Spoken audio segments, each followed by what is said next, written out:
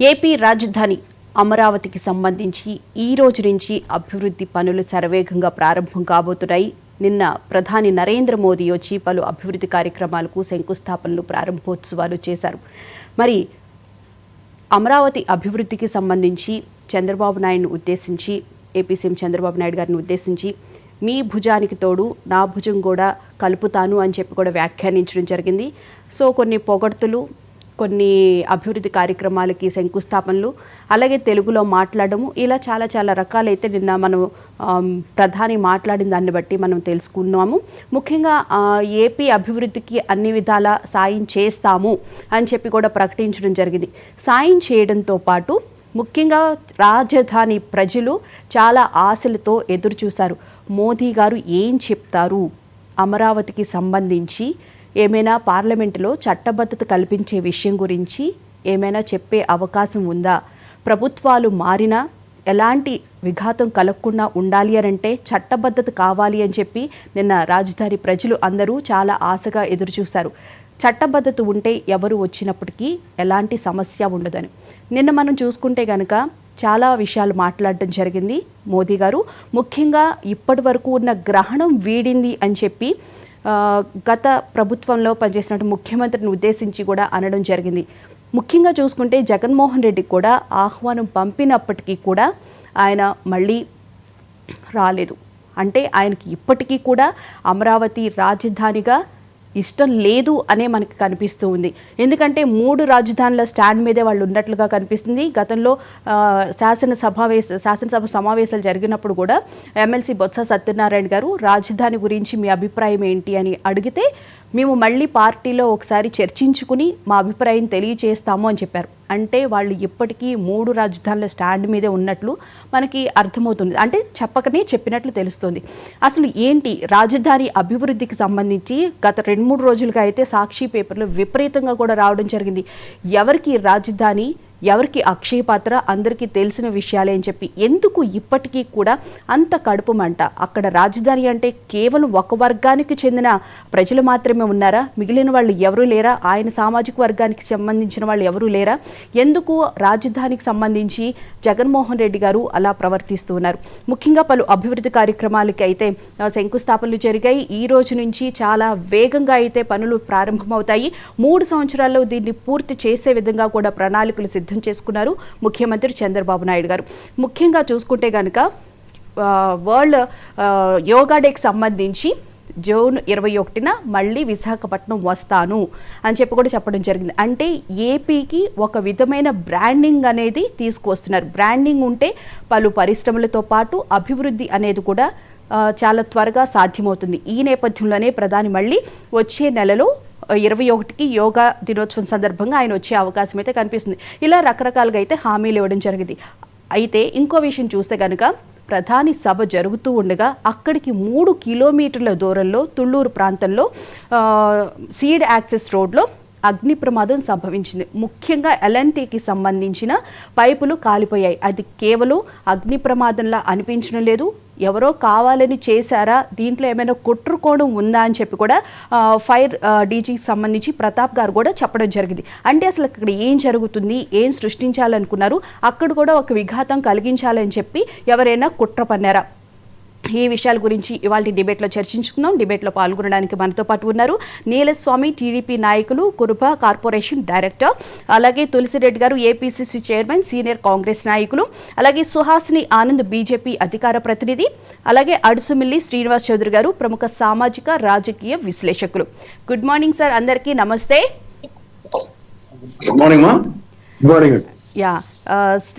తులసిరెడ్డి గారు, ముందుగా మీరు చెప్పండి సార్, ఏంటి నిన్న ప్రధాని మోదీ గారు చెప్పిన విషయాలని మనం అసలు ఎలా చూడాలి? అభివృద్ధికి సంబంధించి మీ భుజానికి నా భుజం కూడా తోడు ఉంటుంది అని చెప్పి ఆయన చెప్పడం జరిగింది.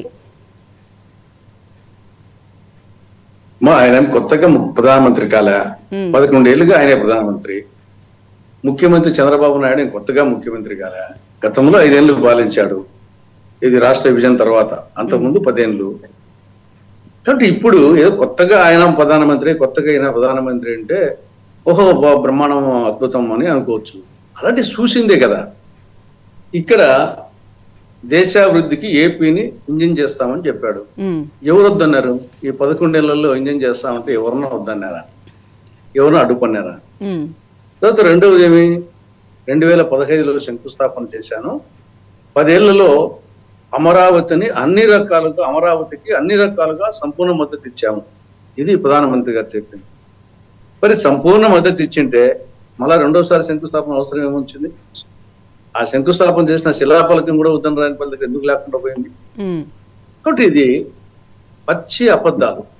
బొంకరా పొలిగా అంటే టంగుటూరి మిరియాలు తాటికాయంత అన్నట్లుంది ప్రధానమంత్రి గారి యొక్క వ్యాఖ్యలు వచ్చేసి. సంపూర్ణ మద్దతు ఇచ్చారంట అమరావతి. తర్వాత ఇక్కడ ఆల్రెడీ 2015 అక్టోబర్ 22న విజయదశమి నాడు పార్లమెంటు మట్టి యమునా నది నీటిని తెచ్చి ఆ ప్రజా సమక్షంలో ఆ రోజు చంద్రబాబు నాయుడు గారు ఉన్నారు ముఖ్యమంత్రిగా, వెంకయ్యనాయుడు గారు ఉపరాష్ట్రపతిగా ఆయన ఉన్నారు. ప్రజా సమక్షంలో వచ్చేసి ఆర్భాటంగా వచ్చేసేసి అట్టహాసంగా ఆ రోజు శంకుస్థాపన చేశారు. మరి ఇప్పుడు మళ్ళా రెండోసారి శంకుస్థాపన అవసరం. ఇది చెయ్యాలి చెల్లి పెళ్లి మళ్ళీ అన్నట్లు ఆల్రెడీ శంకుస్థాపన అయిపోయింది. టెండర్స్ పిలిచారు, వాటిని కానిచ్చండి, పూర్తి చేసేసి ఒకేసారి ప్రారంభోత్సవానికి పిలిచి సరిపోతుంది కదా.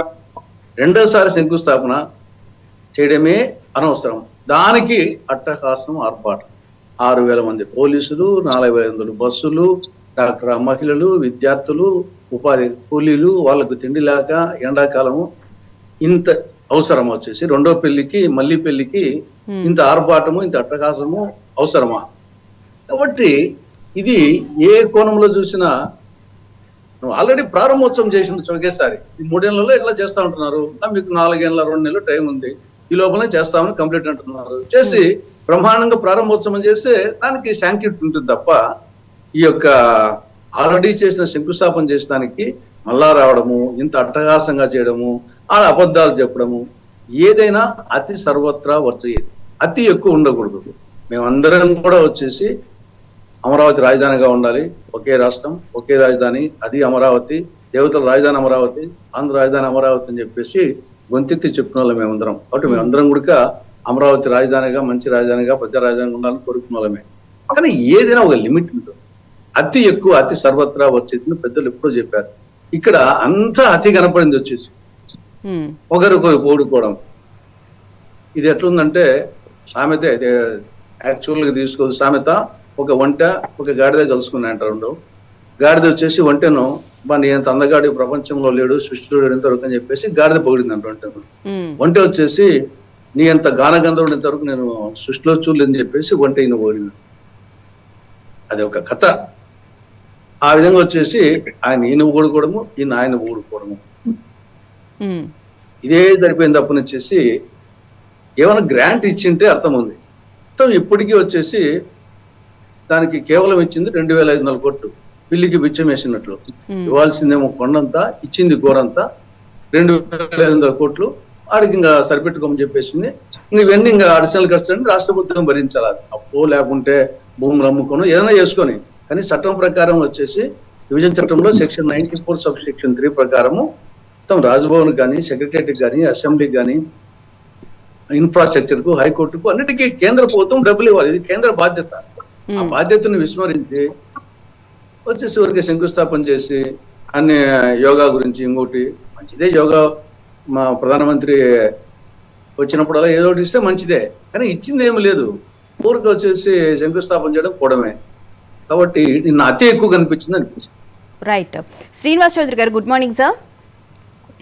నమస్కారం అండి సార్. ఇప్పుడు తులసిరెడ్డి గారు చెప్పిన దాన్ని బట్టి చూస్తే కనుక కేవలం కొంచెం అతి కనిపించింది అంటూనే గ్రాంట్ ఇస్తే బాగుండేది, రెండోసారి మళ్ళీ శంకుస్థాపన చేయాల్సిన అవసరం లేదు, అతి ఎక్కువగా కనిపించింది అని చెప్పని అంటున్నారు. ఏమంటారు సార్? నేను అసలు ప్రధాని మోదీ ప్రసంగించిన దానికి మీ విశ్లేషణ ఏంటి?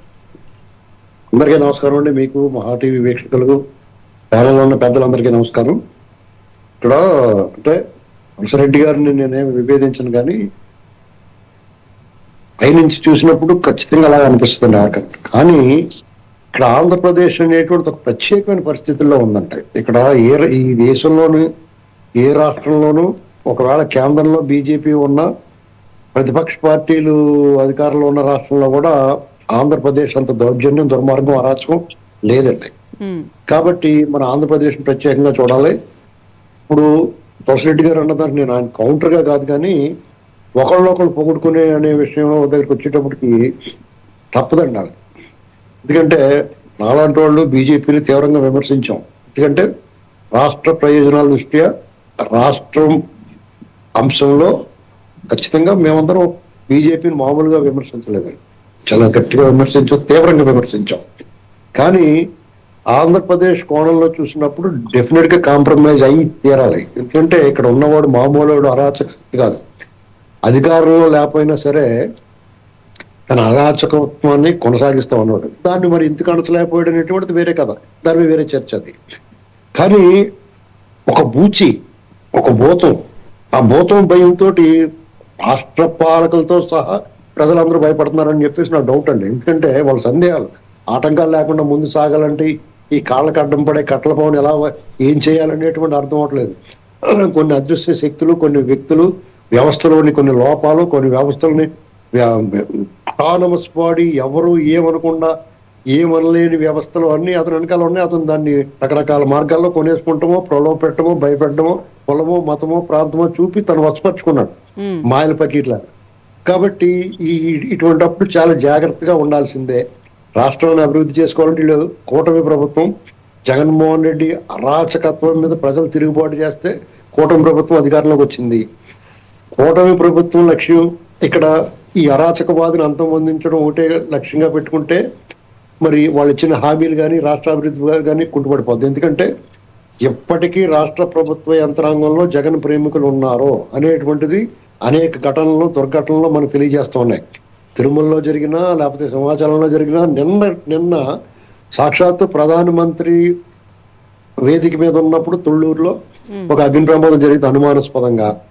అలాగే గన్నవరం ఎయిర్పోర్ట్ దగ్గర కూడా ఆ పొగ చుట్టుముట్టి ఆ విమానం దిగే టైంకి పొగ ఆ రన్వే మీద దూసుకొచ్చిందండి. ఇదంతా యాదృచ్ఛికంగా జరిగినాయా లేకపోతే, ఎందుకంటే ఇది కుట్రను ఎందుకని అనుమానం వస్తుందంటే అక్కడ అవతల వీళ్ళ ప్రత్యర్థి అటువంటి వాడు.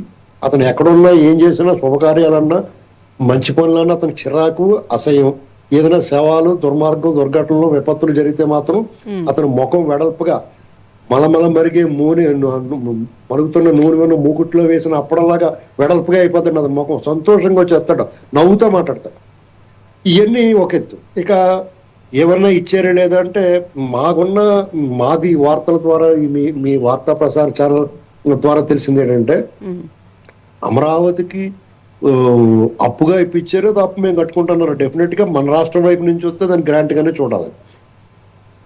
కాబట్టి ఇవాళ వాళ్ళ సానుకూలత నయానో భయానో మంచేసో బతిమాలో వాళ్ళని తమ దారిలో తెచ్చుకుని మీరు కనీసం మాకేమైనా చేసినా చేయకపోయినా ఆ దుష్టజన సాంగత్యం చేయకండి, ఆ దొంగని ఎంటర్టైన్ చేయకండి అని చెప్పేసి అనేటువంటి వేడుకోలు కనిపిస్తా ఉంది. ఒకటి. రెండు, వాళ్ళ వైపు నుంచి కూడా సహసహకారాలు గతం కంటే ఇప్పుడు మెరుగ్గా ఉన్నాయి, అందుతున్నాయి అనేటువంటి మాలాంటి సామాన్యులకు అర్థమవుతుంది. అయినా మాలో ఉన్న విముక్త, బీజేపీ పట్ల ఉన్న విముక్త కొద్దిగా తగ్గుతూ వచ్చింది. ఎందుకంటే వీళ్ళు పొత్తులు పెట్టుకున్నారో లేకపోతే వీళ్ళతో కలిసి వస్తున్నారు. అయినా ఇంకా కొంత అనుమానాలు, కొన్ని భిన్నాభిప్రాయాలు ఉన్నాయి. ఎందుకంటే అంటే జగన్మోహన్ రెడ్డి గారి గురించి వ్యతిరేకంగా కూడా ఒక్క వ్యాఖ్య కూడా చేయలేదు, కేవలం గ్రహణం వీడింది అని ఒకే ఒక్క పదాన్ని మాత్రమే వాడడం జరిగింది మోదీ గారు. జగన్ పవన్ కళ్యాణ్ గారికి, చంద్రబాబు నాయుడు గారికి శత్రువేమో కానీ మోడీ గారికి బీజేపీకి శత్రువు ఎందుకు ఎలా అవుతారండి? ఖచ్చితంగా అనరాళ్ళు. ఇక్కడ లోకల్ గా ఉన్న లీడర్స్ మాత్రం విమర్శిస్తారు తీవ్రంగానే. మోడీ గారు విమర్శించాల్సిన అవసరం. ఎందుకంటే గతంలో జగన్మోహన్ రెడ్డి అనేటువంటి వ్యక్తి అతనికి ఒక రాజకీయ నాయకుడిగాను, ఒక రాష్ట్రానికి ముఖ్యమంత్రిగా పనిచేసిన వ్యక్తిగా వాళ్ళు గమనించట్లా. అతను బందిపోటు దొంగ, ఎప్పుడు కావాలితే అప్పుడు మనం చెప్పిన చేతల్లో ఉంటాడు అనేటువంటి భావనలోనే వాళ్ళు ఉంటారు. దీన్ని ఓపెన్ గా ఒప్పుకుని తీరాలి. కాబట్టి అతను తీవ్రంగా విమర్శించి ఆ మాటలు 4 వేస్ట్ అనుకుంటారు. ఇంకోటి ఏంటంటే అది మనకి చాలా ప్రమాదం అది. ఎందుకంటే మనకేమో ఇతను పెద్ద భూతం. ఆ భూతాన్ని పట్ల మనందరికీ ఆందోళన ఉంది. పైకి అలా ఎవరేం మాట్లాడినా చూడండి, ప్రజలందరూ తిరుగుబాటు చేసి అతను ఘోరంగా పరాభవం చేసి అతన్ని ఆచూకీ అనువాలు లేకుండా చేసినా గానీ మళ్ళీ అతనే వస్తాడేమో అనేటువంటి మాటలు వినపడుతున్నాయంటే దానికి కారణం ఏంటండి? అతను ఏమన్నా మంచి పనులు చేసి వస్తున్నాడా? అన్ని దుర్మార్గం, అరాచకాలు చేసి ఆ విష ప్రచారం చేసి ఇప్పటికీ మారలేదు. కనీసం వాళ్ళు ఇంత ఘోర ఓటం సంభవించింది, అసలు సమీక్ష చేసుకుందాం, దీనికి కారణం ఏంటనేటువంటిది ఊసలేదు. సామాజికంగా అతను బయట చెప్పేది ఒకటి, సామాజిక వర్గాల సమతుల్యత లేదు. అసలు గవర్నమెంట్ లో ఉన్నప్పుడు ఎలాగైతే వ్యవహరించాడు ఇప్పుడు కూడా అలాగే వ్యవహరిస్తున్నాడు ఏకపక్ష నిర్ణయాలు. అయితే ఈ విశ్వవృక్షాన్ని వీళ్ళు వేళ్లతో సహా పెకలించే పని చేయకపోతే కనుక వీళ్ళందరికీ ఎలాంటి ఏం పని చేసినా ఆంధ్రప్రదేశ్ లో తులసిరెడ్డి గారు నేను మళ్ళీ ఇంకొక 5 ఏళ్ళ తర్వాత ఇలాగే మాట్లాడుకుంటూ కూర్చోవాలి. దీనివల్ల పెద్ద ప్రయోజనం ఉండదండి. అర్జెంట్ గా ఆ రుగ్మత, సమాజానికి పట్టిన రుగ్మత, ఇటువంటి వైరస్ వ్యాపించడం, అలాగే ప్రభుత్వ యంత్రాంగంలో ఇతని తాలూకు అంశాలు అంటే ఇంగు కట్టిన గుడ్లాగా ఇంగు ఆ వాసన పోదాం. వాళ్ళందరూ కూడా అధికారులు చాలా వరకు ప్రక్షాళన చేయాలండి. అవసరమైతే ఎన్డీఏ గవర్నమెంట్ పైన కింద ఇళ్లే ఉన్నారు కాబట్టి డెఫినెట్ గా అధికారులు వేరే రాష్ట్రాల నుంచి తెచ్చుకోవాలి, వాళ్ళు ఇప్పుడు అదుపులోకి తెచ్చుకోవాలి. లేదంటే వాళ్ళ దగ్గర మీకు ఒకటి గమనించండి, చంద్రబాబు నాయుడు గారు ప్రతిపక్షంలో ఉన్నప్పుడు జగన్మోహన్ రెడ్డి ఎదిరించడానికి జగన్ రెడ్డి ఉన్న గ్యాంగ్లు టీడీపీకి లేవండి. ఎందుకంటే వీళ్ళందరూ ఏదైనా బాధ వస్తే ఇంట్లో ఎడుతారు, లేదంటే చట్టపరంగా సహనంగా వీళ్ళు నిరసనలు వ్యక్తం చేస్తారు, ఉద్యమాలు చేసుకుంటారు. అంతేగాని ఇలాంటి అరాచకం చేయరు వీళ్ళు. అతను అలా కాదు కదండి, బరి తెగించి ఉన్నాడు. అతను పనిచేసి వాళ్ళు వ్యవహారం చూడండి ఎలాగున్నారో, దాన్ని ఎలాగే వీళ్ళు అదుపు చేయాలనేటువంటి దాని మీద దృష్టి పెట్టకపోతే మీరు ఏం పని చేసినా ప్రధాని సభకే వాళ్ళంతా బరి తెగించారంటే రేపు నుంచి వీళ్ళు అనేక ఉత్సవాలు ఉంటాయి, రకరకాల మీటింగ్లు ఉంటాయి, అనేక కార్యక్రమాలు ఉంటాయి, గుళ్ళు గోపురాలు ఇటువంటి జనసమ్మర్దం, భక్తులు తాకిడి ఉంటుంది, పుష్పాలు రాబోతూ ఉన్నాయి. వీళ్ళు ముందుగానే ఎలిమినేట్ చేయకపోతే దీనంతటికీ కారణం ఏంటంటే తునిలో రైలు దహనం కేసు ఎవరి మీద కేసు లేకుండా అప్పుడు లోపలికి వెళ్లకుండా బయటకు వచ్చేయటం అనేటువంటిది ఒక కారణం. అలాగే తిరుపతిలో ఆ కరుణాకర్ రెడ్డి గాని ఇలా చెవిరెడ్డి భాస్కర్ రెడ్డి గాని ఇలాంటి గ్యాంగ్ అంతా యథేచ్ఛగా తిరగడం, 2000 మంది మా ఊళ్ళ పైనే ఉన్నారన్నా కానీ దాని గురించి వీళ్ళు పెద్ద చర్యలు వేగవంతంగా తీసుకోకపోవడం. అక్కడ ఒక పక్కన ఈ రాజధాని రీస్టార్ట్ ఈ కార్యక్రమం జరుగుతుంటే శేషాలు చదవడంలో నిప్పు పెట్టడానికి ప్రయత్నం చేశారండి. ఇలాంటివన్నీ చూస్తూ ఉంటే అసలు వీళ్ళు ప్రతి అడుగుకి వాళ్ళు పల్లేరుకాయల్లో తగులుతూ ఉంటారు, ప్రతి అడుగుకి వాళ్ళు కర్రడ్డం పెడతా ఉంటారు. అందుకని మేము చెప్పేది ఏంటంటే చిన్న చిన్నగా మెల్లగా నెమ్మదిగా వాళ్ళందరూ లోపల పెట్టడం కాదండి. ఏమనుకుంటారండి, జగన్మోహన్ రెడ్డి వీళ్ళ మీద అన్యాయంగా అక్రమంగా కేసులు పెట్టారు, వీళ్ళ మీద ఉన్న కేసులన్నీ కూడా నిజంగా నేరం చేసి ప్రజలందరూ రగిలిపోతా ఉన్నారు. ఆ పార్టీ కార్యకర్తలు పక్కన పెట్టండి, మాలటోళ్ళు ఇలా చాలా మంది కూడా ఎందుకెళ్ళి వదిలేస్తున్నారు. ఇప్పుడు చంద్రశేఖర్ రెడ్డి ఉన్నాడు, ఆ బియ్యం స్కామ్ అని ఓపెన్ గా ఈ జనసేన పార్టీకి సంబంధించిన మంత్రి గారు కూటమి మంత్రి ఓపెన్ గా పట్టుకున్నారు. సాక్షాత్తు పవన్ కళ్యాణ్ గారు వెళ్ళి సీజ్ ద షిప్ అన్నారు. అతను ఇంకా రోడ్డు మీద తిరుగుతున్నాడు. సరైన సాక్ష్యాలు కావాలని చెప్పి చెప్తూ ఉన్నారు ప్రతిసారి. కరుణాకర్ రెడ్డి కలిసిన ఈ అన్నిటిలో వీళ్ళు వేగవంతం ప్రత్యేక దర్యాప్తు పొందనేసి వాళ్ళు చాలా స్పీడ్ గా పనిచేయాలండి. రైట్. నలభై అందులో ఇప్పుడు సీతారామాంజనేయులను అరెస్ట్ చేశారు. అతని మీద ఇప్పుడు వచ్చి అరుణ్ కుమార్ గారు కలుసుకుంటారు, తర్వాత అక్కడి నుంచి ఒక సంఘాలు మాట్లాడుతూ ఉంటాయి. ఇదంతా చూస్తుంటే నాకు ఏమనిపిస్తుందంటే ఇది మళ్ళీ కుట్రకు తెరలేపుతూ ఉన్నారు. ఇది ఆంధ్రప్రదేశ్ ప్రజల దృష్టిలో మనం ఆలోచించాలండి అందరం కూడా. ఇప్పుడు మన తులసిరెడ్డి గారు చెప్పిన ప్రకారం మోడీ గారు వచ్చారు వెళ్ళారు, 11 ఏళ్ళ నుంచి ఆయనే ప్రధానమంత్రిగా ఉన్నారంటే తులసిరెడ్డి గారితో సహా చాలా మంది కాంగ్రెస్ నాయకులు, నిబద్ధత కలిగిన వాళ్ళు, కమిట్మెంట్ ఉన్న వాళ్ళు, సీనియర్లు, గౌరవనీయులు అందరూ కూడా అమరావతి విషయంలో ఏకపక్షంగా మద్దతు ఇచ్చారండి. కానీ అమరావతి అన్ని నెలల పాటు ఉద్యమం చేసిన రాహుల్ గాంధీ గారు వచ్చి ఆ శిబిరంలో కూర్చుని ఉంటే ఆ ఎఫెక్ట్ వేరేగా ఉండేది. ఆ పని మాత్రం రాహుల్ గాంధీ గారు చేయలేప్పుడు. ఎందుకంటే నాలాంటి వాళ్ళకి రాహుల్ గాంధీ గారు అంటే ఒక రకమైన మంచి ఇమేజ్ ఉంది, కొంచెం సాఫ్ట్ కార్నర్ ఉంది. వచ్చుంటే బాగుండేది, పార్టీ కూడా మేలు జరిగేది. ఒకవేళ నిజంగా మోడీ గారి పరిపాలన, జగన్ పరిపాలన బాగోలేనప్పుడు దేశం అంతా తెలిసేలాగా, బీజేపీకి ప్రత్యర్థి రాహుల్ గాంధీ గారే కదా, అటువంటిప్పుడు దేశం అంతా తెలిసేలాగా ఈ పలానా రాష్ట్రంలో అరాచకం జరుగుతుంది, వాళ్ళని ఎవరు మద్దతు ఇస్తున్నారు, ఎవరు వదిలేశారు వాళ్ళు అనేటువంటి దేశాన్ని అంతటే చెప్పవలసింది.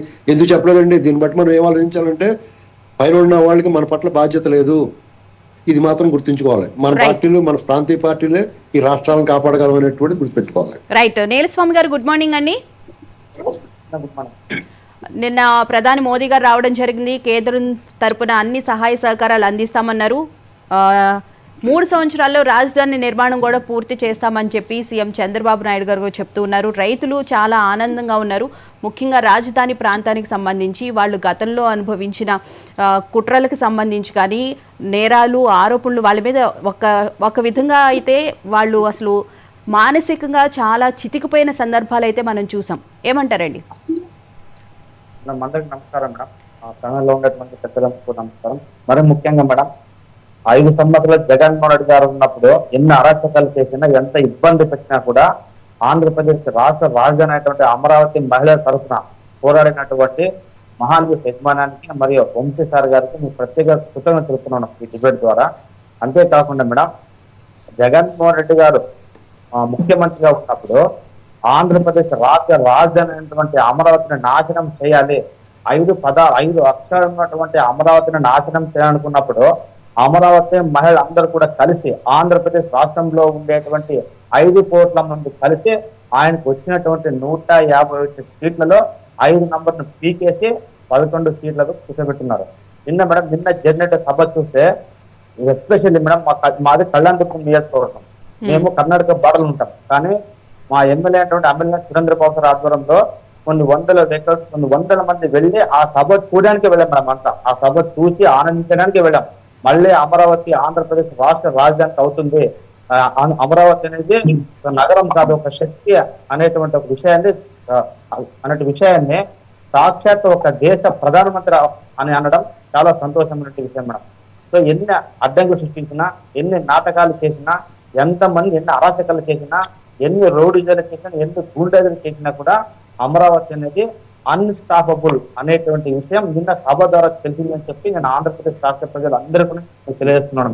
ఎన్ని ఇబ్బందులు పెట్టారు మేడం, ఎన్ని అరాచకాలు, ఎన్ని రౌడీజాలు, పూర్తికాలతో ఖండించారు, లాటరీలతో ఖండించారు, మహిళలను అయితే ఇష్టాకరంగా అసభ్యకరంగా చిత్రీకరించారు, వాళ్ళ మీద భౌతికంగా దాడి చేశారు.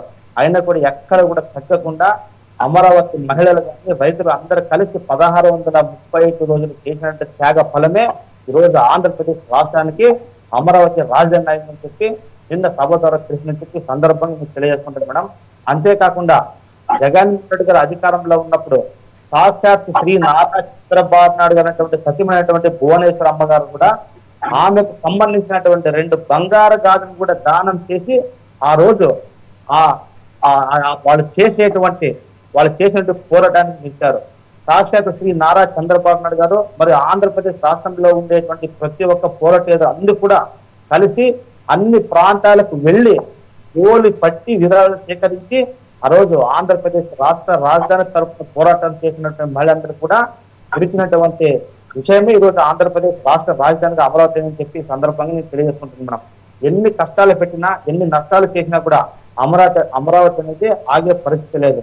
మళ్ళీ ఈరోజు మీరు చెప్పారు మేడం, నిన్న ఎవరు మన ప్రధానమంత్రి సార్ గారు జగన్మోహన్ రెడ్డి గారి గురించి ఒక మాట విమర్శించలేని చెప్పి, ఇప్పుడు ఆయన అధికారంలో లేడు, అధికారంలో ఎమ్మెల్యేగా ఉన్నా కూడా అసెంబ్లీకి రాడు, ఆంధ్రప్రదేశ్ రాష్ట్ర ప్రజల గురించి పట్టించుకోడు, ఆంధ్రప్రదేశ్ రాష్ట్రంలో ఉండేటువంటి డెవలప్మెంట్ కి అడ్డగిస్తున్నాడు, అభివృద్ధికి అడ్డగిస్తున్నాడు, లోన్లు ఇచ్చేటువంటి తర్వాత అప్పు ఇచ్చేటువంటి రుణాలు ఇచ్చేటువంటి వాళ్ళ దగ్గరికి మేలు చేస్తున్నాడు. మరి అటువంటి వాళ్ళ గురించి ఒక ప్రధానమంత్రి స్థాయి మాట్లాడితే ఆయన వాల్యూ పెరుగుతుందా కానీ ఆయన వాల్యూ తగ్గదని చెప్పి సందర్భం తెలుసుకుంటాడు. అందుకే ఎట్టి పరిస్థితుల్లో జగన్మోహన్ రెడ్డి గారి గురించి ఎంత తక్కువ మాట్లాడితే అంత మంచిదని చెప్పి, జగన్మోహన్ రెడ్డి గారు ఇంత రాజకీయంలో పనికిరారు, జగన్మోహన్ రెడ్డి గారు మళ్ళీ రాజకీయంలో ఉండేటువంటి ప్రసక్తి ఉండదు, జగన్మోహన్ రెడ్డి గారు మళ్ళీ గెలిచేటువంటి ప్రసక్తి ఉండదు. కాబట్టి సాక్షాత్ మన ప్రధానమంత్రి నరేంద్ర మోదీజీ కానీ, శ్రీ నారా చంద్రబాబు నాయుడు గారు కానీ, లోకేష్ అన్న కానీ, పవన్ కళ్యాణ్ కానీ ఎవ్వరు కూడా ఆయన గురించి ఎక్కువ విమర్శించకుండా వదిలేశారు. ఇప్పుడు వైఎస్ఆర్సీపీ సభలు మీరు చూసుకుంటే కనుక ఎప్పుడు చూసిన శ్రీ నారా చంద్రబాబు నాయుడు గురించి, లోకేష్ గారి గురించి, పవన్ కళ్యాణ్ గురించి అంటే అభివృద్ధి గురించి ఒక మాట్లాడేటువంటి పరిస్థితి ఉండదు. సాక్షాత్తు జగన్మోహన్ రెడ్డి గారు 5 సంవత్సరాలుగా ముఖ్యమంత్రి 5 సంవత్సరాలుగా ప్రతిపక్షంలో ఉన్నప్పుడు కూడా అసెంబ్లీలో నేను అమరావతిని స్వాగతిస్తున్నాను, వర్గాల మీద చిక్కి పెట్టకూడదు, ప్రాంతాల మీద చిక్కి పెట్టకూడదని సాక్షాత్ దేవాలయం మీద అసెంబ్లీలో మాట్లాడే మాటలకు విలువలైనటువంటి వ్యక్తి గురించి ప్రధానమంత్రి మాట్లాడడం ఏంటి మేడం అని చెప్పి సందర్భంగా నేను ప్రశ్నిస్తున్నాను మేడం. రైట్. సుహాసిని ఆనంద్ గారు గుడ్ మార్నింగ్ అండి, నమస్తే. నమస్తే అమ్మా, అందరికీ నమస్కారం. యా, సుహాసిని గారు, నిన్న రాజధానికి సంబంధించి పనులు ప్రారంభిస్తారు మోదీ గారు వచ్చి, రాజధాని పనులు ఇక శరవేగంగా ముందుకు సాగుతాయని చెప్పి ఎంత ఆతృతగా అయితే ఎదురు చూశారో, ప్రధాని మోదీ గారు ఏం మాట్లాడతారు, ఎలాంటి హామీ ఇవ్వబోతున్నారు, పార్లమెంట్లో దీనికి చట్టబద్ధత కల్పిస్తారా అనే విషయం గురించి కూడా చాలా ఆతృతగా ఎదురు చూస్తారు. కానీ మోదీ గారు దానికి సంబంధించి ఎలాంటి ప్రసంగంలో పేర్కొనలేదు. ఏమంటారండి? అందరికీ నమస్కారం. మనకి పునః ప్రారంభం కావడం అమరావతి ఒక ప్రజా రాజధానిగా, అందులోనూ ఒక గొప్ప సంకల్పంతో, ఎప్పుడైతే ఒక సంకల్ప బలం ఉందో ఖచ్చితంగా అది మనకి రాష్ట్రానికి మేలు జరుగుతుంది అని మనం గతం నుంచి కూడా ఆశించాము. కానీ దురదృష్టవశాత్తు 2019 నుంచి 24 వరకు విపరీతంగా కుంటుపడిపోయి ఇక్కడిక్కడే మనకి రాష్ట్రంలోని ఒక దానిపైన ఒక చిత్తశుద్ధి లేకపోవడం, ఒకటిని మూడండం, మూడిని ఒకటండం, ఇలా ఒక ఏదైతే ఒక కన్ఫ్యూజన్ ఇక్కడ ఉన్న రాష్ట్ర ప్రభుత్వాలు క్రియేట్ చేశాయో వాటన్నిటికీ అడ్డుకట్ట వేస్తూ, దానివల్ల ఏంటంటే మన తెలుగువారు, మన రాష్ట్రం ఒక అభివృద్ధికి నోచుకోకుండా వెనక్కి పడిపోవడంతో విపరీతమైన బాధకి ఇక్కడ చెప్పాలి అంటే కంపారిటివ్లీ ఎంతో ఉత్సాహంగా 2014 నుంచి మనం ముందుకు వెళ్తున్న టైం అంతా ఏదైతే ఉందో అదంతా కూడా తిరోగమనం వైపు వెళ్ళి ఉన్న 10 సంవత్సరాలు అయింది మనకి రాష్ట్రం ఏర్పాటయ్యి. కానీ ఎక్కడా కూడా అనుకున్నంత రీతిలో ముందుకు అడుగు పడకపోవడం, బట్ కేంద్ర ప్రభుత్వం రాష్ట్రం పైన ప్రత్యేక దృష్టి సారిస్తూ ఒక ఇళ్ల కేటాయింపే కాంతి, ఒక ఇక్కడ ఉన్న రోడ్లు, రవాణా, కనెక్షన్, అన్ని విషయాల్లోనూ అటు పోలవరం ఒక ప్రత్యేక శ్రద్ధ చూపించి చేయూతనిస్తున్నా ఇక్కడ ఉన్న మార్పుల వలన అది ఒక సస్టైనబుల్ అప్రోచ్ కానీ, ఒక సస్టైనబుల్ గ్రోత్ కానీ మనకి రాష్ట్రం నోచుకోలేదు. ఇప్పుడు ఒక కూటమి ప్రభుత్వం ఏర్పాటైన తర్వాత ఒక క్లారిటీతో, అంటే ఒక అపోహలన్నీ తొలగిపోయి ఒక సమగ్రాభివృద్ధి ఆంధ్రప్రదేశ్ కి చేయాల్సిన అవసరం ఉంది. ఈ 10 సంవత్సరాలలో జరిగిన తప్పులు కానీ, 10 సంవత్సరాల్లో జరిగిన ఒక నిర్లక్ష్యం కానీ, ఈ 10 సంవత్సరాలలో జరిగిన ఒక ఆలస్యం కానీ, ఇంకా అయినా కొంత స్పీడ్ ట్రాక్ లో ఆంధ్రప్రదేశ్ ని నడిపించాలి అన్న ఒక దృఢ సంకల్పం ఎప్పుడైతే ఉందో, ఇటు కూటమి ముఖ్యమంత్రి నారా చంద్రబాబు నాయుడు గారు కానీ, అటు డిప్యూటీ సీఎం పవన్ కళ్యాణ్ గారు కానీ, భారతీయ జనతా పార్టీ కేంద్ర రాష్ట్రంలో ఉన్న నాయకత్వం కానీ అందరూ కూడా ఆంధ్రప్రదేశ్ పైన ఇప్పుడు దృష్టి సారించారు. ఇంకా ఇది ఎప్పటికీ మనకి మనం చూస్తాం అన్ని విధాలుగా ముందుకు ఎలా వెళ్తుందో. అంటే 2014 నుంచి 19 దాకా ఒక స్పెషల్ ప్యాకేజెస్ ఆల్రెడీ రిలీజ్ అయ్యాయి. దానికి ఏంటంటే మనకి చూసాం స్మార్ట్ సిటీస్ కోసం 8,000 కోట్లు కానీ, అండ్ 33 నగరాల అభివృద్ధికి అమృత్ పథకం కానీ, ఇంటర్నేషనల్ స్మార్ట్ సిటీకి విశాఖపట్నం కానీ, ఇంకా ఇది జస్ట్ మచ్చుతునక ఒక క్యాపిటల్ సిటీ కోసం ఆల్రెడీ 2,500 కోట్లు 2015-16లో రిలీజ్ చేసినప్పటికీ కూడా మనకి వివిధ రకాల గ్రాంట్స్ ద్వారా ఎన్నో లక్షల కోట్లు మన రాష్ట్రానికి విడుదలైన టైంలో కూడా అన్ని ఎక్కడికక్కడ స్తంభించిపోయి ముందుకు వెళ్ళలేని పరిస్థితి.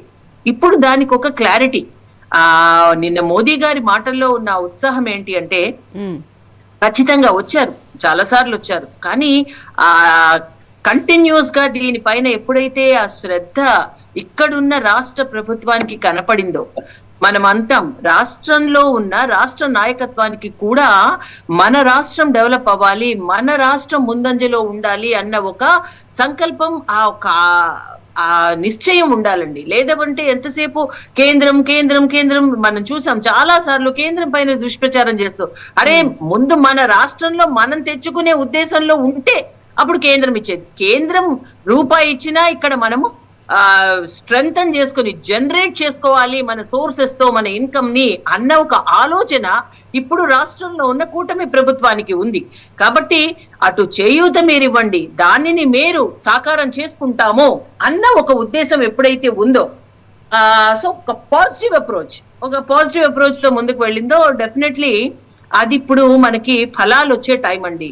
నిన్న మోదీ గారి ఆ మాటల్లో కూడా నిజంగా ఒక టెక్నాలజీ అన్నా, ఒక ఆర్టిఫిషియల్ ఇంటెలిజెన్స్ అయినా సరే, వారు గుజరాత్ సీఎం గా ఉన్నప్పుడే చంద్రబాబు నాయుడు గారి చరిస్మా కానీ, వారి యొక్క ఆలోచన విధానం కానీ చూశాను అని ఎందుకన్నారు అంటే, ఆ యొక్క ఆలోచనలు ఉన్న ఒక నాయకత్వం, ఆ యొక్క ఆలోచనలు ఉన్న ఒక పార్టీ కానీ, మనుషులు కానీ ఆంధ్రప్రదేశ్ లో ఉన్నప్పుడు అన్ని రాష్ట్రాల కన్నా మనం చాలా ఫాస్ట్ రేస్ లో మన ఆంధ్రప్రదేశ్ డెవలప్ అవ్వాలి. అప్పటికే హైదరాబాద్ లో ఐటీకి సంబంధించి కానీ, ఎకనామిక్ రిఫార్మ్స్ కి సంబంధించి కానీ చంద్రబాబు నాయుడు ఒక స్టెప్ ముందుకు వేశారు. 95లోనే ఆయన సీఎం అయ్యారు కాబట్టి. సో సో అందువల్ల ఏంటంటే ఇప్పుడు అదే గ్రోత్ తో దీనిలోనే మనం ముందుకు వెళ్తే ఆంధ్రప్రదేశ్ లో, అందులోనూ ఇప్పుడు అమరావతి అంటే ముందే చూశారు వారు ఒక ఏవి కానీ అసలు వారి యొక్క విజన్ కానీ మనం ఏం చేయబోతున్నాం, అమరావతిలో ఏమేమి రావాలి, ఒక అమరావతి కాదు అటు తిరుపతి ఇటు ఉత్తరాంధ్రని కూడా ఏ విధంగా అంటే సమగ్రాభివృద్ధి ఆంధ్రప్రదేశ్ లో జరుగుతోంది. ఇక్కడున్న సోర్సెస్ ని వాళ్ళు పూర్తి స్థాయిలో ఉపయోగించే విధంగా వీళ్ళ కార్యాచరణ ఉంది అని ఎప్పుడైతే ఒక నమ్మకం ఏర్పడిందో, ఇంకా నేను వీఆర్ రెడీ. అసలు మీకు కంబైన్డ్ ఆంధ్రప్రదేశ్ లో 900 కోట్లు మాత్రమే ఉన్న ఒక రైల్వే బడ్జెట్ 9,000 కోట్లకి పెంచాము ఒక్క ఆంధ్రప్రదేశ్ లో మాత్రమే అని అన్నది. అంతేకాకుండా ఇక్కడ ఒక రాజధాని, ఒక శక్తి, ఇక్కడ ప్రతిదీ కూడా మేమున్నాం మీ వెనకాల, మీరు ఎంత పరుగు తీస్తే మేము అంత స్పీడ్ గా మీకు మా యొక్క సహాయ సహకారాలు ఉంటాయి అన్నది. సో నిజంగా ఇది ఒక మంచి ఆలోచన అండ్ ఒక మంచి ఇదండి మనకి సూచన కూడా. సో ఆంధ్రప్రదేశ్ లో రాబోయే రోజుల్లో ఇప్పటికే అసలు చూస్తున్నాం మనము జస్ట్ ప్రాజెక్ట్స్ ఇప్పుడు 59,000 కోట్ల ప్రాజెక్ట్స్ అంటే. ఇప్పుడు చాలా మంది అంటూ ఉంటారు ఏంటండి గ్రాంట్స్ ఏంటి తీసుకొచ్చారు మళ్ళీ అంటే ఇక్కడ ఏదో డయస్ మీద ఉన్న 5 నిమిషాల్లో అక్కడ మనము గ్రాంట్స్ అన్ని ఒక డయస్ మీదే ఓపెన్ చేయాలి అంటే మనకి ఇంకా సభలు లేనప్పుడు ఇంకేమీ కూడా శాంక్షన్ చేయడానికి ఉండదు. అలా కాదు, మనకి జస్ట్ మొన్న జనవరి నెలలోనే చూసాం విశాఖపట్నం వచ్చి 2,08,000 కోట్ల ప్రాజెక్ట్స్ వర్త్ మనం ఇనాగ్రేట్ చేసింది. Bulk drug project, green hydrogen project, ఇక్కడున్న railway zone and steel plant అండి. ఎన్ని అసలు ఇక్కడ ఒకటి రాష్ట్రంకి అవకాశం లేదనుకోండి, రాష్ట్రం పట్టించుకోకుండా రాజకీయాలే చేస్తుంది అనుకోండి, కేంద్ర ప్రభుత్వానికి 29 రాష్ట్రాల్లో ఎవరు ముందంజలో ఉండి ఎవరు వాళ్ళ రాష్ట్రాన్ని డెవలప్ చేసుకోవాలనుకుంటున్నారో వాళ్ళ వెంపు ఉన్న టైంలో అందరికీ ఉండేది 24/7 24 గంటలు మాత్రమే. దానిలో ఏ రాష్ట్రం ముందుండి వాళ్ళ అవకాశం అందిపుచ్చుకుంటుందో దానికి వెళ్ళిపోతూ ఉండే అవకాశాలు ఉన్నాయి. కానీ ఇక్కడ ఆ స్పీడ్ మనకు ఆంధ్రప్రదేశ్ రాష్ట్రంలో కనిపించింది. అందులోని triple power BJP, TDP and Janasena. So ఎక్కడా కూడా టైం గ్యాప్ ఇవ్వట్లేదండి. కేంద్రం నుంచి వచ్చే ప్రతి సహాయ సహకారాన్ని అంతే స్పీడ్ లో అందుకోవడం, అది అమలు చేయడం, దట్ ఈస్ ఇంపార్టెంట్. చేసే వాళ్ళు ఉంటే చేయించుకునే వాళ్ళు ఉంటారు. సో అంతే, దట్స్ ద మ్యాచ్ అండి. ఇప్పుడు ఈ 59,000 కోట్లు అన్నది ఈ సభలో ఈ రోజు శంకుస్థాపన చేసినవి మాత్రమే. మరి మొన్న జనవరిలో 2,08,000 కోట్లు, ఇది కాకుండా నిత్యము మన రాష్ట్రానికి వచ్చే గ్రాంట్స్. సో ఎక్కడా కూడా వెనకంజ అయితే ఉండదు. వాళ్ళకి ఎంత కావాలో దానికి ఇంకా మనం దాన్ని పెంచుకుంటూ వెళ్తాం. ఇటు పోలవరం చూసుకుంటున్నారు, అటు రైల్వేస్, ఇటు రోడ్వేస్ కనెక్టివిటీ, ఇది కాకుండా జాతీయ ప్రాజెక్ట్స్ కాబట్టి నిర్మించాల్సిన బాధ్యత కేంద్రం మీదే ఉంది. ఇవి కూడా ఇప్పుడు అసెంబ్లీకి సంబంధించి కానీ రాష్ట్రం విడిపోయింది కాబట్టి విభజన చట్టంలో ఉంది కాబట్టి నిర్మించాల్సిన బాధ్యత కూడా కేంద్రం మీదే ఉంటుంది. రైట్ అండి. తులసిరెడ్డి గారు, ముఖ్యంగా చూసుకుంటే గ్రాంట్కి సంబంధించి మీరు ఇందాక మాట్లాడారు. నిజంగా కనుక రాజధాని అభివృద్ధికి సంబంధించి ప్రతి సంవత్సరం అంటే ఒకటేసారి కేంద్రానికి కూడా బర్డెన్ కాకుండా ప్రతి సంవత్సరం ఒక 10,000 కోట్ల రూపాయలు చొప్పున గ్రాంట్ ఇస్తే అది ఏపీకి చాలా సహాయపడుతుంది. అంతేకాకుండా అసలు ప్రపంచ బ్యాంకు దగ్గరికి వెళ్ళి చంద్రబాబు నాయుడు గారు అంటే అప్పు ఇవ్వని పరిస్థితి అయితే ఉండదు. ఎందుకంటే ఆయన ప్రపంచ బ్యాంకు అందరికీ తెలుసు, చంద్రబాబు అంటే ఒక మంచి పేరుంది, ఇమేజ్ ఉంది, అలాంటి ఆయన తెచ్చుకోగలరు. కానీ కేంద్రం నుంచే కావాలి, గ్రాంట్ వస్తే కనుక మళ్ళీ మనం కట్టాల్సిన అవసరం ఉండదు అని చెప్పి కూడా ముఖ్యంగా మాట్లాడుతున్న పరిస్థితులు అయితే కనిపిస్తున్నాయి. ఏమంటారు సార్ మీరు? అమ్మా, ఇక్కడ చట్టం ఏం చెప్తుంది? ఆంధ్రప్రదేశ్ పునర్వ్యవస్థీకరణ చట్టంలో సెక్షన్ 94 సబ్ సెక్షన్ 3 దాంట్లో ప్రతి పదము ఇంపార్టెంటే. The central government shall provide, మళ్ళీ చెప్తున్నాను, the central government shall provide special financial support for the creation of essential facilities in the new capital of the successor state of Andhra Pradesh, including the Raj Bhavan, High Court, Government Secretariat, Legislative Assembly, Legislative Council, and such other essential infrastructure. ఇంత స్పష్టంగా వచ్చేసి ఆంధ్రప్రదేశ్ పునర్వ్యవస్థలో ఉందన్నమాట. కాబట్టి రాజధానికి సంబంధించి గతంలో ఖర్చు పెట్టిన 5,000 కోట్లు కానీ, ఇది 2014-19 మధ్య ఇప్పుడు నిన్న శంకుస్థాపన చేసినటువంటి 49,040 కోట్ల కానీ ఈ ప్యూర్లీ రాజధానికి సంబంధించి, నేను మిగతా జనరల్ పోవడం లేదు. గతంలో పెట్టిన 5,000 కోట్లు, ఇప్పుడు 49,040 కోట్లు, మొత్తం 54,040 కోట్లు. ఇది ప్యూర్ గా రాజధానికి సంబంధించి. అప్పుడు వచ్చేసి ఆయన శంకుస్థాపన చేశాడు పిఎం గారే, ఇప్పుడు శంకుస్థాపన చేసింది ఆయనే. శంకుస్థాపన కానీ చట్ట ప్రకారం వచ్చేసి మీరు డబ్బులు ఇవ్వాల్సిన పరిస్థితి. కాబట్టి మీరు 54,040 కోట్లకు గాను ఇచ్చినంత 2,500 కోట్లు. కాబట్టి సంవత్సరానికి 50 లక్షల కోట్ల బడ్జెట్ ఉండే కేంద్ర ప్రభుత్వానికి చట్ట ప్రకారంగా ఇంత స్పెసిఫిక్ గా ఉంటే 2 సార్లు మీరే శంకుస్థాపన చేసి దాన్ని వచ్చేసి అప్పు తెచ్చుకొని లేకుంటే భూములు అమ్ముకొని చేసుకోమంటే ఏ మాత్రము భావ్యమని చెప్తున్నాను. కాబట్టి ఇప్పుడు ఆ 2,500 కోట్లు తీసేస్తే 51,540 కోట్లకు ఆయన గ్రాంట్ గా ప్రకటించి ఉండాలి. నేను మీటింగ్ గతంలో పెట్టిన ఖర్చు ఇప్పుడు పెట్టే దానికి ఇది మేమే ఇస్తాము, ఆల్రెడీ 2,500 కోట్లు ఇచ్చాము, ఇప్పుడు నేను శంకుస్థాపన చేస్తున్నాను, ఇది మా బాధ్యత చట్ట ప్రకారంగా అని చెప్పి ఆయన గ్రాంట్ గా ప్రకటించాలా.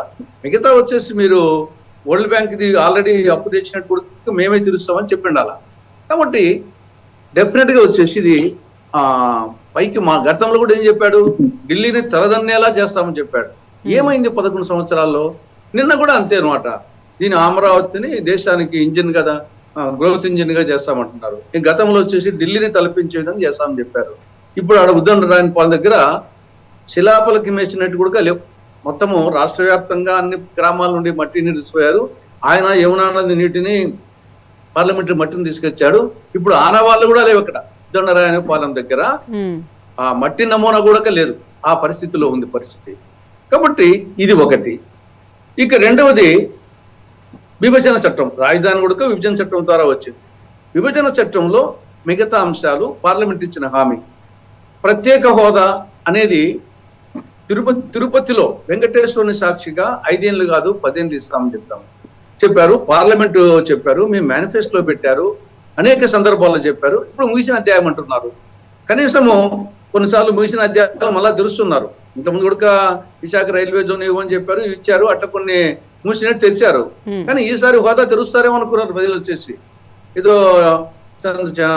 రాష్ట్ర ప్రభుత్వం యొక్క అవసరం ఉంది, చంద్రబాబు యొక్క ఎంపీల అవసరం ఉంది, కొంచెం గతానికంటే ఏమన్నా మేలు చేస్తాం అనుకుంటే హోదా గురించి ప్రస్తావన లేదు. సెక్షన్ 96 సెక్షన్ 46 సెక్షన్ 3 కింద రాయలసీమకు ఉత్తరాంధ్రకు స్పెషల్ డెవలప్మెంట్ బుందేల్ఖండ్ తరహా దాని ప్రస్తావన లేదు.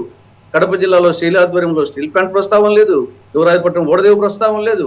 Kakinada petrochemical complex. కాబట్టి ఊరికి మాటలు తప్ప చేసింది ఏమి లేదని నా అభిప్రాయం. తర్వాత ఇక్కడ చట్టబద్ధత అన్నారు. అంటే ఇప్పుడు రైతులు అక్కడ వాళ్ళు వచ్చేసి ఇది మళ్ళీ భవిష్యత్తులో ఎవరైనా వచ్చినా కానీ దీన్ని మార్చకుండా చట్టబద్ధత కావాలని వాళ్ళు ఎక్స్పెక్ట్ చేశారు, అడిగారు ముఖ్యమంత్రి గారిని కూడా.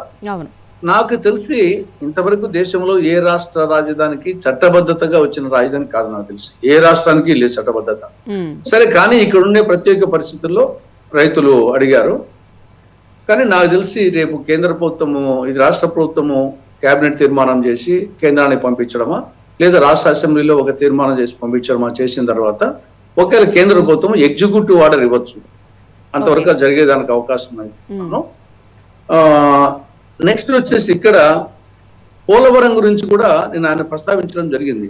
కానీ పోలవరం ఇప్పటికి కూడా 130 అడుగుల ఎత్తులోనే వీళ్ళు మొత్తము ప్లానింగ్ చేసుకుంటున్నారు.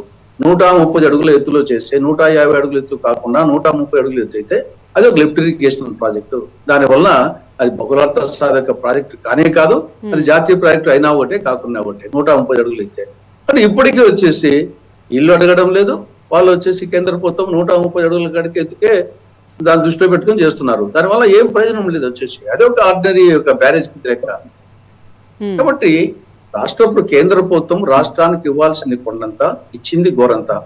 గతంలో అంటే 2014-19 మధ్య అక్కడ చంద్రబాబు నాయుడు ముఖ్యమంత్రిగా ఉన్నప్పటికీ కేంద్రంలో వచ్చేసి వాళ్ళకు పూర్తి మెజారిటీ ఉంది కాబట్టి పట్టించుకోకపోయిండొచ్చు. ఎంతసేపు జగన్ గురించి అంటున్నాం. జగన్ వచ్చింది 2019. మరి అంతకుముందు 2014 నుంచి 5 ఏళ్ల పాటు చంద్రబాబు నాయుడు ముఖ్యమంత్రి. తెలంగాణ సచివాలయం కేవలం 2020లో ప్రారంభం శంకుస్థాపన. 2018 దాకా తెలంగాణ సచివాలయము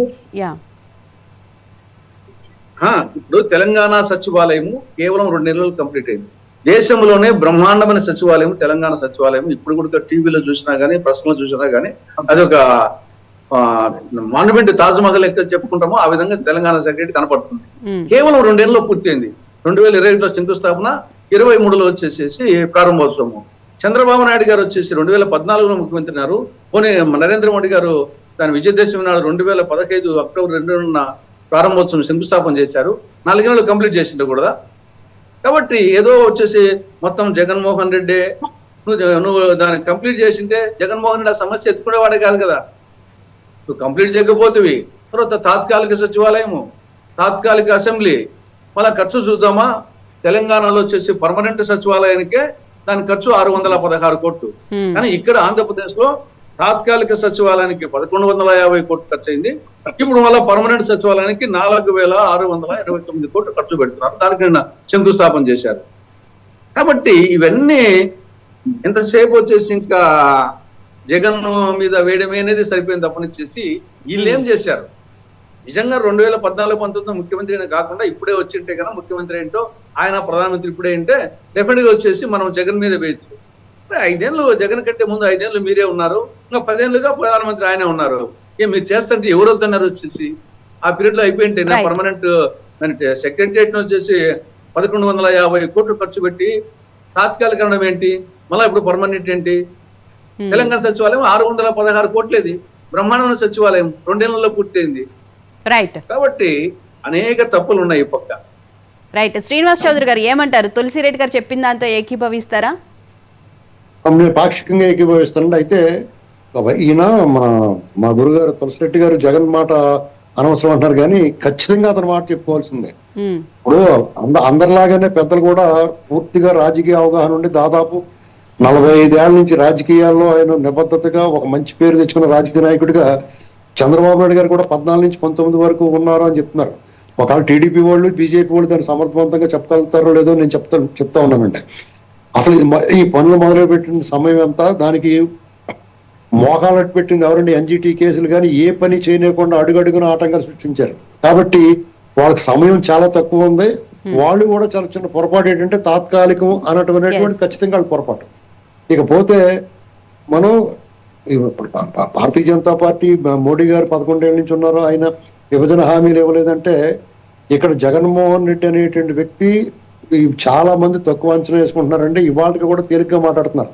ఆయన అధికారంలో ఉన్నా ప్రతిపక్షంలో ఉన్నా కానీ నాన్నగారు చనిపోయిన దగ్గర నుంచి కూడా అతను చేసే విన్యాసాలు ఎక్కడా కూడా ప్రజాస్వామ్య పద్ధతిలో కానీ రాజ్యాంగ చట్ట పరిధిలో కానీ చూడడానికి టెక్నికల్ గా అలా అనిపించినా అతను ప్రతి అడుగు కూడా అడ్డదారినంటే. కాబట్టి అతను ఆంధ్రప్రదేశ్ ప్రత్యేక పరిస్థితులను తెలుసుకుని అందుకునే ఇక ఇప్పుడు మిగతా తులసిరెడ్డి గారు చెప్పిన దానికి వాళ్ళ పార్టీలో వాళ్ళు చెప్పుకుంటారు. ఇక్కడ నేను చెప్పాల్సింది ఏంటంటే అమరావతి అనేటువంటి విషయంలో కానీ కాకుండా ఆంధ్రప్రదేశ్ విషయంలో కూడా మోడీ గారు వాళ్ళు మనకి ఏం చేశారు ఏం చేయలేదు, ప్రత్యేక హోదా ఈ విషయాల్లో ప్రత్యేక హోదా అడిగితే ఏం జరిగిందో చూశారు కదండి. అంచేత ఎవరికాడు మూసుకుని కూర్చున్నారు. ఎందుకంటే ప్రత్యేక హోదా అడిగిన పాపానికి జగన్మోహన్ రెడ్డి వచ్చాడు. తర్వాత రాష్ట్రం ఏమైందో చూసిన తర్వాత ఎంత విధ్వంసం జరిగిన తర్వాత ఎవరో కూడా వాళ్ళ లోపల బాధ ఉన్నా కోరికున్నా ఆగ్రహం ఉన్నారు. ఎందుకంటే ఆ భూతం బూచోడిని చూపించిన తర్వాత మనం ఏది కూడా వాళ్ళు ఏమిటో తీసుకునే పరిస్థితి ఉంది. దానికి ముగిసిన అధ్యాయమే నిజంగానే. ఇకపోతే ఒక విధి అనేటువంటి దాన్ని నేను నమ్ముతానండి. ఎందుకంటే ఏదైతే అమరావతి క్షేత్రమయం ఉందో, అమరావతి తులసిరెడ్డి గారు నాలాంటి వాళ్ళు చాలా మంది అమరావతి ఉండాలని కోరుకోవడానికి వెనుక బలమైన ఒక ఇన్స్టింక్ట్, ఒక శక్తి ఏంటంటే అది భారత ఉపఖండాన్ని పరిపాలించిన నేలండి. అది క్షేత్రమయం ఉందని చారిత్రక నేపథ్యం ఉంది. కాబట్టి మీకు ఒక చిన్న ఇన్సిడెంట్ చెప్పి నేను ముగిస్తాను, ఒకే ఒక 2 నిమిషం. మీరు విధి అని ఎందుకన్నానంటే 22 జూలై 4న అల్లూరి సీతారామరాజు గారి విగ్రహం ఆవిష్కరణ జరిగింది భీమవరంలో. సాక్షాత్తు ప్రధానమంత్రి గారు వచ్చి ఆయన స్వహస్తాలతో ఓపెనింగ్ చేశారు, ఆ విగ్రహాన్ని ఆవిష్కరణ చేశారు. ఆ వాళ్ళ వైసీపీ ఎంపీ రఘురామకృష్ణరాజు గారిని అప్పటికే ఆంధ్రప్రదేశ్ లో అడుగు పెట్టనివ్వకుండా జగన్మోహన్ రెడ్డి అనేక రకాలుగా అడ్డంకులు సృష్టిస్తున్నాడు. అప్పటికే తీసుకెళ్లి ఆయన కొట్టేసాడు, చంపడానికి చూశాడు. అయినా సరే ఆ విగ్రహావిష్కరణకు స్థానిక ఎంపీగా ప్రోటోకాల్ ప్రకారం ప్రధానమంత్రి గారు సభ వేదికని పంచుకోవాల్సిన ఆయన్ని ఎలాంటి పరిస్థితులను రానివ్వకుండా అడ్డుకున్నాడు. అన్ని రోడ్డు మార్గం కానీ ఫ్లైట్ ద్వారా రావడానికి కానీ ఎలా చేసినా అడ్డుకుంటుంటే ట్రైన్లో బయలుదేరాడు ఆయన. అందులో ఆ బృందంలో నేను ఉన్నాను, రఘురామ కృష్ణరాజు గారి జతలో. వాళ్ళ మాకు వచ్చిన సమాచారం ఏంటంటే, మీకు పిడుగురాళ్ళ సత్యనపల్లి దగ్గర ట్రైన్ మీద దాడి జరగబోతా ఉంది, అక్కడ మేము తలుపులేసి కూర్చుంటే పెట్రోల్ పోసి తగలబెట్టి ప్లాన్ వేశారనేటువంటిది వచ్చింది, మాకు సమాచారం వచ్చింది. అలాగే అక్కడ రఘురామకృష్ణరాజు గారి అభిమానులు, సానుభూతి ఎవరైతే ఆయన రావడానికి ఆహ్వానం ఫ్లెక్సీలు వేయించారో వాళ్ళందరినీ పట్టుకుని పోలీసులు చిత్రహింసలు పెట్టి వాళ్ళ తల్లిదండ్రులు పిలిపించి వాళ్ళ చేత రఘురామకృష్ణరాజు గారికి ఫోన్ చేయించారు. మీరు వస్తే మా పిల్లల్ని చంపేస్తారండి, చంపేస్తా ఉంటున్నారు, మీరు రావద్దు దయచేసి అంటే అప్పుడు మేము బేగంపేటలో దిగిపోయి. ఇది ఇవాళ చూడండి, రఘురామకృష్ణరాజు గారు స్థానిక ఎంపీగా ప్రధానమంత్రి గారి ప్రోగ్రాంలో పాల్గొవాలని వస్తుంటే ఆయన అడ్డుకున్నాడు. కానీ ఇవాళ అమరావతి అనేటువంటి ఒక రీస్టార్ట్ అయినా కానీ ఒక ఉత్సవం పండగ వాతావరణంలో జరుగుతున్నప్పుడు దానికి ఆహ్వానం ఉన్నా అతను రమ్మని పిలిచినా సరే రాలేదు, కనిపిస్తా ఉన్నాడు. ఇదే విధి అంటే ఇదేనండి. కాబట్టి ఇక్కడ మోడీ గారు చేస్తాడా, చంద్రబాబు నాయుడు గారు పూర్తి చేస్తాడా అనేటువంటి దాని మీద మాకు సందేహాల్లో. ఎందుకంటే ఆ క్షేత్ర మహిమ వల్ల డెఫినెట్ గా అమరావతి విలసిల్లుతుందంటే ఆంధ్రప్రదేశ్ వాళ్ళు స్వచ్ఛమైన మనసులు, ఆ ప్రజలందరూ అమాయకంగా ఉంటారు, కష్టపడే మనస్తత్వం ఉన్నవాళ్ళు. కాబట్టి డెఫినెట్ గా ఆంధ్ర అనేటువంటిది మనందరం కోరుకున్నట్టుగా అభివృద్ధిలో ముందంచులో ఉంటుందని నేను భావిస్తా ఉన్నాను. రైట్. నీలస్వామి గారు మీరేం చెప్తారు?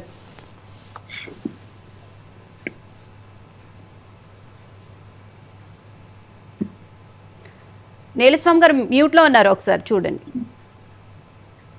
మేడం, మా తులసిరెడ్డి గారు ఒక మాట అన్నారు, అంటే 4 సంవత్సరాలు ఏం చేశారు తెలుగుదేశం పార్టీ అని. అంటే ఆయన పెద్ద మనిషి, ఆయన అనుభవం ఉన్న మనిషి కాబట్టి మనం విభజించేది అంత కరెక్ట్ కాదు. ఆయన కూడా నేను ఒక మాట చెప్పాలనుకున్నాను. మేడం, ఇప్పుడు ఒక ఇల్లు కట్టాలనుకుంటే మనము 1 సంవత్సరం 2 సంవత్సరాలు తీసుకుంటున్నాం మనం ఒక ఇల్లు పర్ఫెక్ట్ గా ప్లాన్ చేయాలంటే.